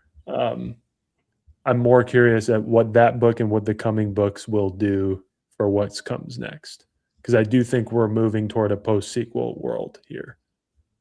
Yeah, and in this book, without getting into crazy spoilers, does very much set up at least what Rey's new Jedi Order could look like. And maybe Mhm. we'll get a glimpse of that in Starfighter, but you're now seeing, at least at a deeper level, what she views as, or how she views the Jedi, how she viewed Luke before he died or even after his death, and how Leia views all of that as well. And she's actually helping inform her into making decisions on how she's going to make her new Jedi Order, because she's very aware that she's the only Jedi left. She is the last Jedi, and she's the only one who can continue the Jedi Order, and she knows that every single order that came before hers failed. Obviously, the Republic being the most infamous one, but Luke's as well. And now she has the task of making the next Jedi Order and not failing. Not a very easy task. So this book really dives into that and her struggle with that, and how it kind of goes along with her trying to rebuild the Skywalker lightsaber and all this stuff, and how her being a Palpatine and all this is affected, and or well, I guess she doesn't know that yet, but all that. And one of the coolest little details, and I guess slight spoiler, but nothing crazy, is she finds a bunch of lightsabers on Tython, like old Republic lightsabers, and she just collects them. She just picks them up, gives them to Leia, say, "Hey, hang on to these," and she takes them with her. So whenever we see Rey's new Jedi Order, however many years it takes till we see that, the lightsabers that those people will be using will be old Republic lightsabers from the Jedi Temple on Tython, which is so unbelievably cool. Yeah. Like, that stuff is just so awesome to me. Yeah, it's pretty awesome. We do have to we had a late comer, but it's his birthday, so Levi is in the house. So happy birthday to Levi. Appreciate you coming. I know it was a little bit late. He got out of football practice a little late and jumped on here. So happy birthday, Levi. If you guys want to give him a little happy birthday. Oh, look at nice. He's gonna put that on chopper for you. Dun, dun, dun, dun, dun, dun, dun. There you you go. Happy birthday, Levi. Appreciate you coming on here and talking Star Wars with us on your birthday, buddy. So, Also, hey, Larry. yeah, Larry Didn't see Mitchell's you on. there. Appreciate you jumping on here. Jessica's leaving. Thanks, Jessica. Bye, Mom. So, what else we got? What Ahsoka leaks we got this week, Mike? Oh, Ahsoka. Yeah. Yes, gotta love that. So Ahsoka season 2 leaks, at least obviously we're hoping for a trailer that involves a non-Force ghost Anakin that's wearing a new outfit in 2 days from now. But one of the biggest things actually comes from Holly, who's in the chat, who was talking at Rebel ScumCon with Bryce Dallas Howard. And Bryce Dallas Howard is directing 2 episodes in Ahsoka season 2, episodes 4 and 5. So the mid-season episodes of Ahsoka season 2. And if you cast your mind back to season 1, episode 4 and 5 are, the Anakin ones. They're the craziest released in movie theaters, crazy episodes. So you assume that episode 4 and 5 in season 2 will be on the same wavelength. And what Holly says, and this, I guess, kind of blew my mind a little bit, was Bryce Dallas Howard told her that season 2 is quote unquote Thrawn centered. And that's kind of shocking to me because it's the Ahsoka series. The title of the show is called Ahsoka, and she's in a completely different galaxy than the so-called centerpiece of the second season, Thrawn. So that's kind of crazy to me, first and foremost. But the idea that we will spend a lot more time in the main galaxy with this war in our Star Wars, very much setting up whatever Dave Filoni's movie will end up being, and Thrawn being the main villain of said movie, if not trilogy. That seems to be of the utmost importance in this Ahsoka season 2, on the same level as the Peridia stuff with the Mortis gods and Baylan Skoll and whatever he is up to. Those two stories will go alongside each other at the same time. Now, that is not anything crazy, but to have Thrawn in it to be the main center focus for at least episodes 4 and 5, it's pretty significant. Yeah, and I think that there's a reason for that, because like we've talked about this many times and you have on your podcast. This is, I believe, sort of the end of Ahsoka. And we're not going to probably see her anymore. Not that hopefully she doesn't die off. Hopefully she just gets a cool job to watch after Abeloth and keep her controlled for the rest of her life.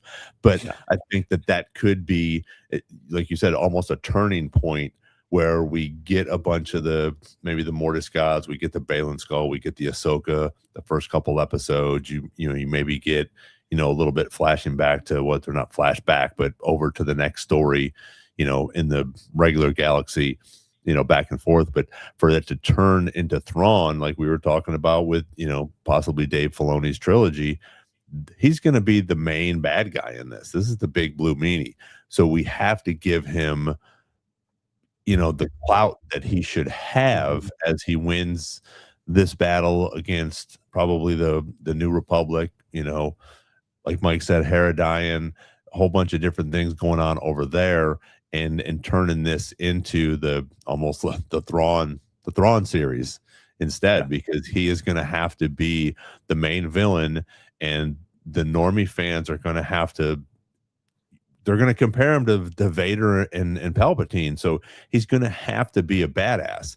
And with his military background and his thinking, I'm sure they have some great ways that he's gonna win. I'm sure he's going to defeat Akbar. We know he's not going to die, but he's probably going to defeat him in this and gain more clout as he goes along and becomes bigger and bigger. And I really do think that he's maybe it's not him personally, but that we will see some of this stuff for the First Order before the end of this series, before the end of this Ahsoka series season 2 is done. I think we will get some sort of information about the First Order. Yes. And the other thing for Ahsoka season 2 is that at D23, there's going to be something called the Lucasfilm Pavilion, which is sort of just their area where there's going to be a lot of things on display. And Ahsoka season 2 is confirmed to have props and costumes for the second season on display there. So whether the trailer is released publicly or it's a grainy footage from an iPhone, I'm sure it will be, but we'll see. We will get at least costume designs and props and other things for Ahsoka season 2 that will give us a lot of information about the upcoming season as well. Yeah, and I'll throw out there too, like everything, Ron, you just said totally on point. If we're going to do Thrawn right, now is the time for him to kind of get a lot of wins, right? Like as much as we talk about it, we don't have any confirmation on Dave's stuff. We don't have a game plan for what comes next. So I'm assuming if we're putting Thrawn in the driver's seat here, he's going to kick some ass in this season, and then it's going to close out in something else. But if by some chance, that I don't believe will happen, but if for some chance he's done by the end of this season, then his role and his reign is going to be very heavy and serious through the season. Either way, right? He's going to get all his wins. And I think what he is going to set up for the entirety of the situation is almost an completely unwinnable situation for the good guys that somehow gets thwarted by the acts of Ahsoka or the good guys we know, or even by what eventually becomes the First Order, right? Like, we know there's dudes who aren't super into the idea of coming back. We know eventually Snoke has to become a household name somehow, right? Yeah. And we know that he's written in, I don't remember if it's that Luke journal book, that like Snoke is, rivals Palpatine in his threat to everybody, like that sort of thing. We didn't really see that. So anyway, not to bring Snoke into the Snoke of it all to this, but like, he's going to have some very serious wins that are also like very situational. Like, it's not just that he's commanding fleets like a badass. There's something going on with the Dathomir thing that's going to be like almost an untenable situation. That's like, how the hell are we going to deal with this? And all we know, fortunately or unfortunately, is that doesn't persist into the future, right? Yeah. What an act of heroism of Ahsoka to go out stopping that, right? Or whoever it may be. But I don't think he's really going to totally lose in this season, other than like, whatever his new thing is, that's not the TIE Defender, but if it's resurrecting witches or, what have you, I don't know, is going to be a big deal and scary. And I think that would be kind of like what gets stopped, rather than like Thrawn loses a space battle. I think he's going to wipe the floor with them in a space battle early in the season, wipe the floor with them throughout the season, big threat, and then, I don't know, obviously will inform us for if we get any more of it. But yeah, I do still like that idea that Thrawn is very much the setup for the First Order and for Snoke. If you can involve him as much as possible, make him the reason that the First Order is successful, it will, I think, for a lot of fans, make it more acceptable, I guess, because the sequel trilogy, when The Force Awakens came out, the First Order came out of nowhere. We don't know any backstory about them. We don't know where they came from. We don't know where Snoke came from. And even now we know a little bit more, but not a lot. So if Thrawn had something to do with that, if he and what he goes on to do, like if he's the reason that the TIE fighters are so advanced in the sequels and they can themselves jump into hyperspace and have all these new designs, or the stormtrooper designs are different, if that's him, that would be really, really great. And of course, Snoke as well would be great too. I will say, and as you were talking, it made me think about this. Snoke is a household name, as you said, but he's a household name long before the sequel trilogy, because Luke's temple gets destroyed 6 years. I had to look it up. 6 years before The Force Awakens. So at least 6 years before that, The Force Awakens, that is, the sequel trilogy, Snoke is that household name. And he has been, luring Ben Solo to the dark side for years before that too. So we are getting very close, at least, to a time period where Snoke has to appear. He has to become a prevalent character in the galaxy so that he can be in Ben Solo's head and that he can, be the supreme leader of the First Order. It does make the timeline a little bit quicker, because we are now, I guess, 17 years until Luke's temple falls. So in the next 17 years, the First Order has to rise and Snoke has to rise. Not that long of a time period for that to happen, but 17 years is 17 years. I guess not only does Snoke have to rise, but Thrawn has to fall. Yeah. I like the idea from KG too, that like at some point whoever's the idea of the First Order wins out. And it's probably by attrition, right? That's what I'm going to put her up here. So like Moff Gideon's idea of what comes next is probably different from Hux's, right? Hux is just the one who wins out. Thrawn's is probably different from Hux. All these things. Pelian's is more Thrawn-ish. Palpatine, who's conscious at this moment. He's already got the final order figured out. Like, let them do their thing, whatever. Yeah. You know, so everyone has a competing idea, and Thrawn is like the biggest threat to your idea and your power as an Imperial remnant. He's the biggest threat possible to it, even though he could be the biggest help. And, you know, there could be some infighting there. I mean, wouldn't it be crazy if Thrawn like turns heel a little bit and has to like fight everybody? I think he will, honestly, because we've talked about it so much. Thrawn in canon is not like Palpatine. He's not pure evil. He is very much doing it all to protect his people. He leaves the Chiss ascendancy to join the Empire so he can protect his people from that threat, the Grisk that is, and just threats in general, because the Chiss have this crazy rule that they can't fight until they're, you know, shot at.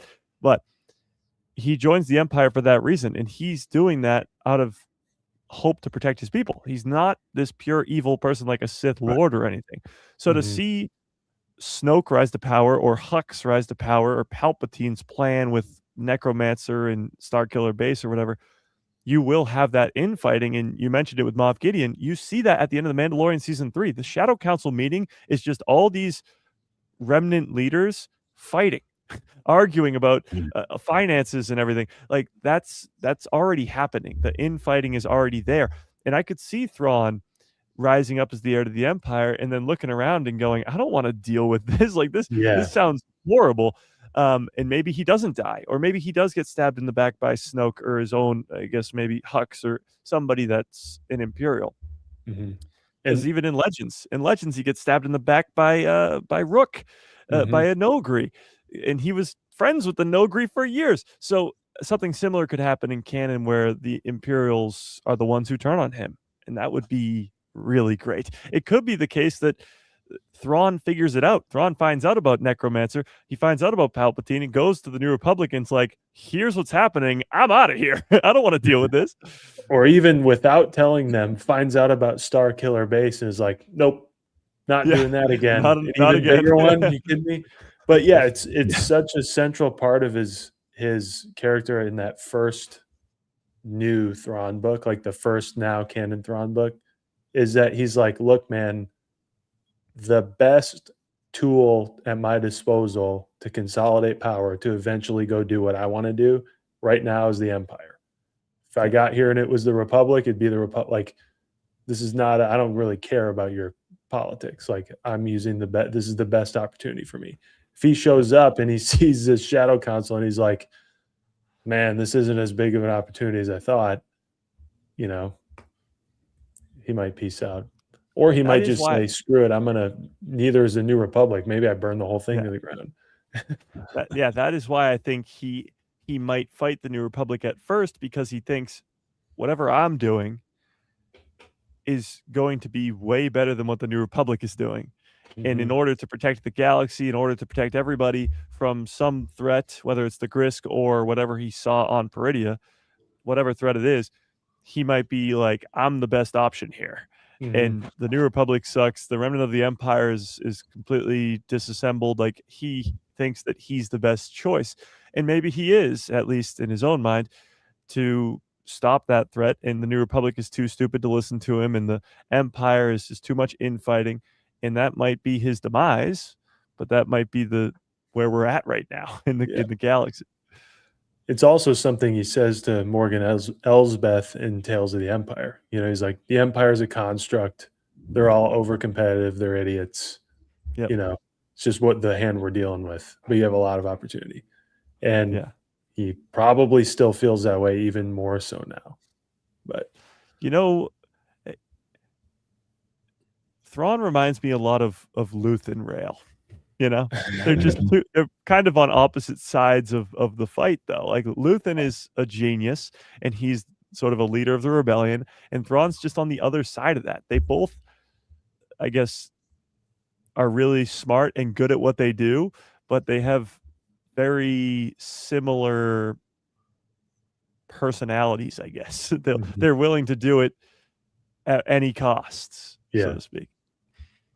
I think it's interesting as we talk about, you know, like wins and losses and stuff. And you go back to the original trilogy and everybody's like, oh, well, you know, A New Hope was the good guys won, and then Empire, and then but in A New Hope, I mean, I guess in the end, the good guys won, but I mean, we forget that we lose. I mean, Alderaan is a huge hit that that the good guys take, and you also lose Ben.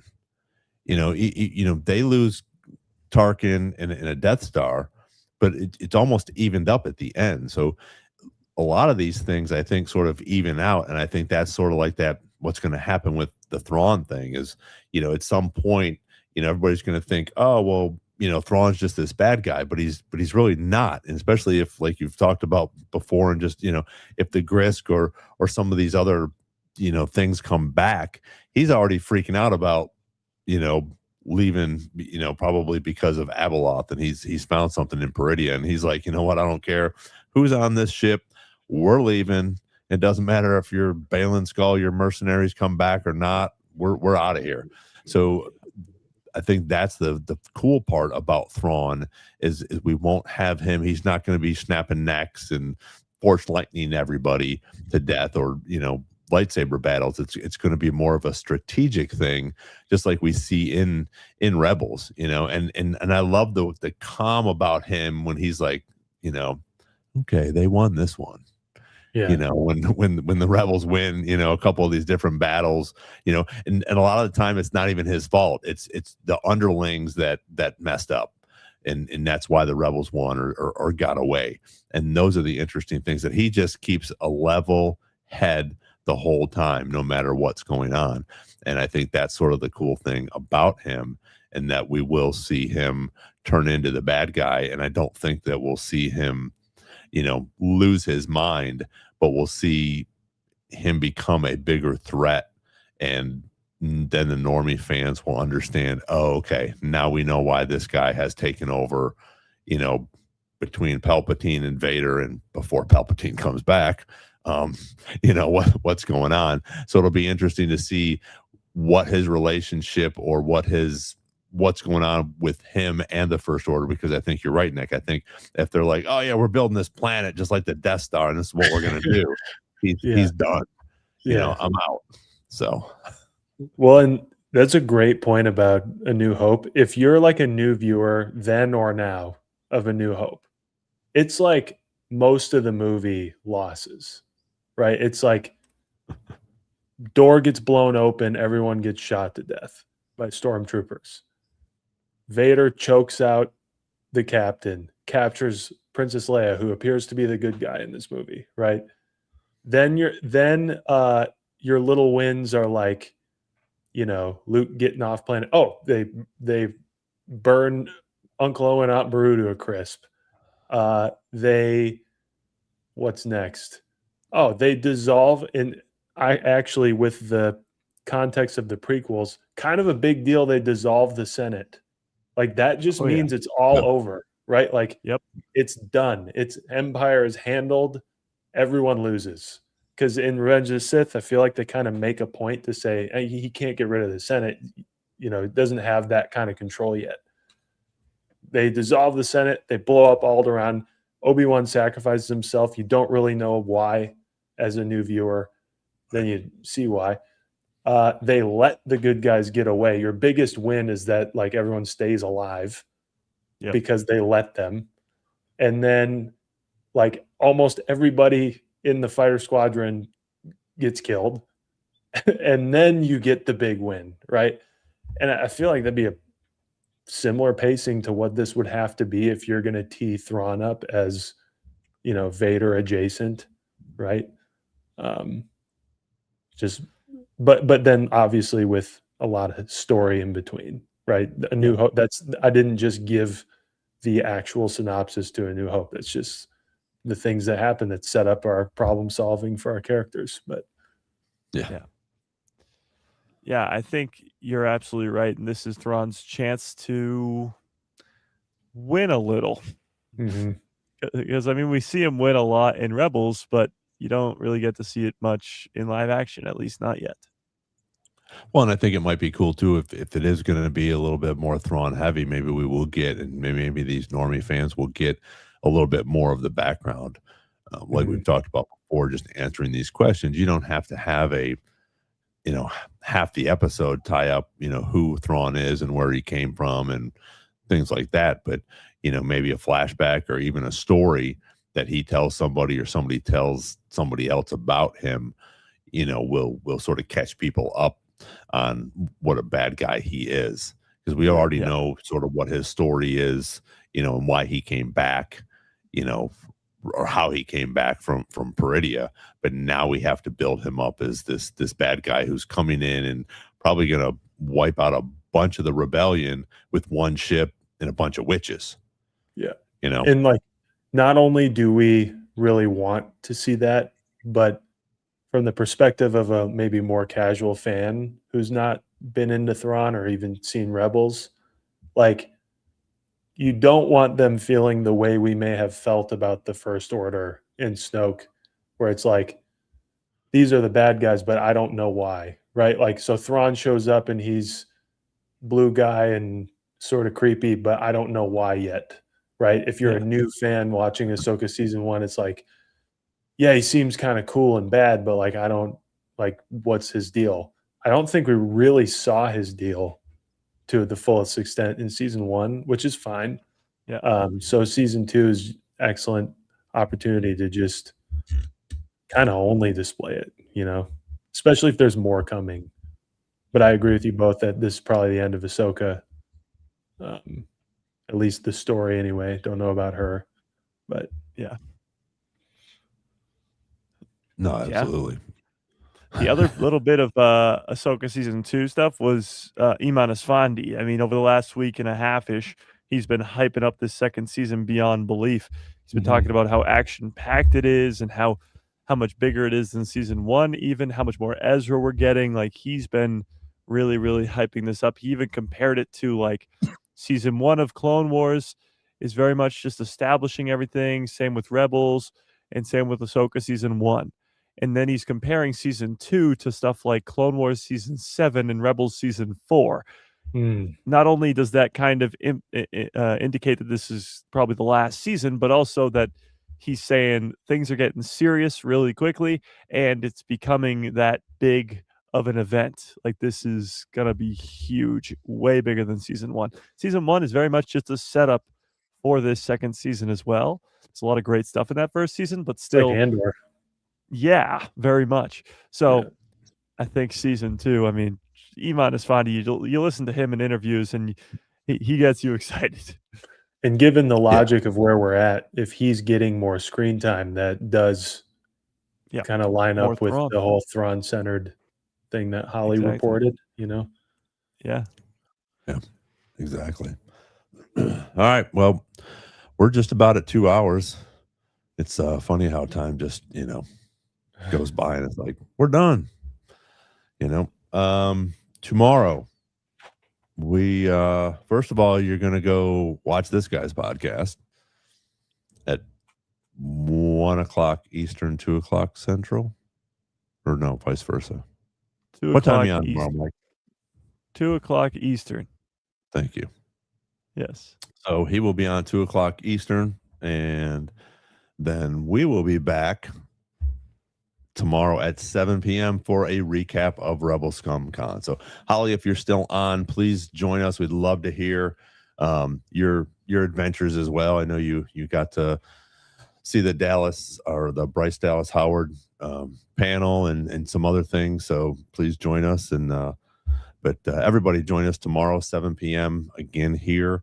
It will be streamed on Clan Brandalorian as well. And I think Jimmy from Explore the Force, he'll probably put it back up on his channel as well. So join us tomorrow for that. Nick will be hosting us and asking us a bunch of questions about what went on.